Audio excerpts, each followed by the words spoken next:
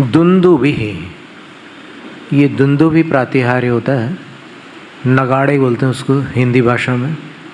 बड़े बड़े ड्रम्स और नीचे से ऐसे गोल होते हैं, ऊपर से ऐसे बड़े आकार के उसके वो रहते हैं जहाँ ताड़ित किया जाता है उसको। देव दुंदुभि कहा जाता है इसको। देव लोग इस दुंदुभि बाजे को बजाते हैं और यह दुंदुभि संख्या की अपेक्षा से 12.5 करोड़ होते हैं।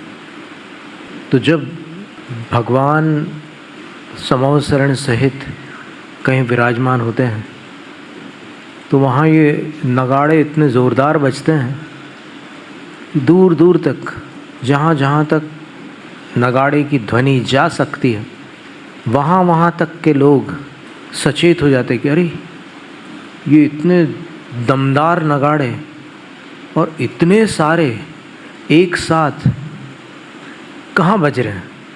तो उस दिशा में नगाड़े की आवाज़ भरी होती है। इसीलिए प्रथम चरण में आचार्य लिखते हैं, गंभीर तार रव पूरित दिग्विभाग।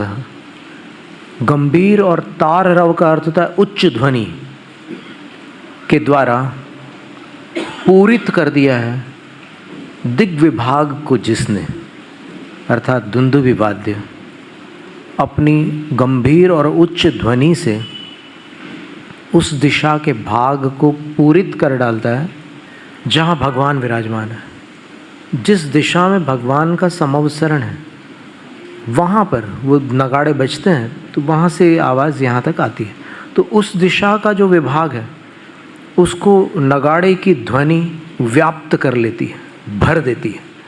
और त्रैलोक के लोक, तीनों लोक संबंधी जो लोक यानी लोग हैं, मनुष्य, तिर्यंच, देव, उन सब लोगों के लिए शुभ संगम, शुभ संगम का अर्थ होता है सत्समागम। तो उस सत्समागम की भूति में वो दक्ष होता है, नगाड़ा कुशल होता है। तो तीनों लोगों के लोगों को अर्थात देव, मनुष्य, तिर्यंचों को शुभ संगम की भूति अर्थात प्राप्ति कराने में वो दुंदुभि दक्ष है, निपुण है, कुशल है, पटु है। क्योंकि दुंदुभि की आवाज़ सुनकर जो सुनने वाले हैं वो भगवान के समागम को प्राप्त होते हैं। तो कह रहे हैं सद्धर्म राज जय घोषण घोषक सन। सद्धर्म राज शब्द के 2 अर्थ हैं।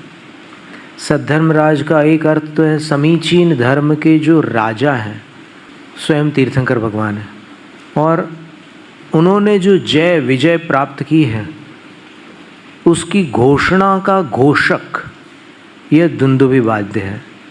ये एक अर्थ हो गया। और दूसरा अर्थ होता है सत यानी विद्यमान, उपस्थित। और धर्मराज शब्द का अर्थ यमराज होता है।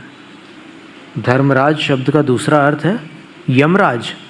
तो उपस्थित यमराज पर जो आपने विजय प्राप्त की है उस विजय के जय घोष का उद्घोषक यह दुंदुभि वाद्य है। दोनों में से कोई भी अर्थ लिया जा सकता है, अर्थ दोनों निकल रहे हैं।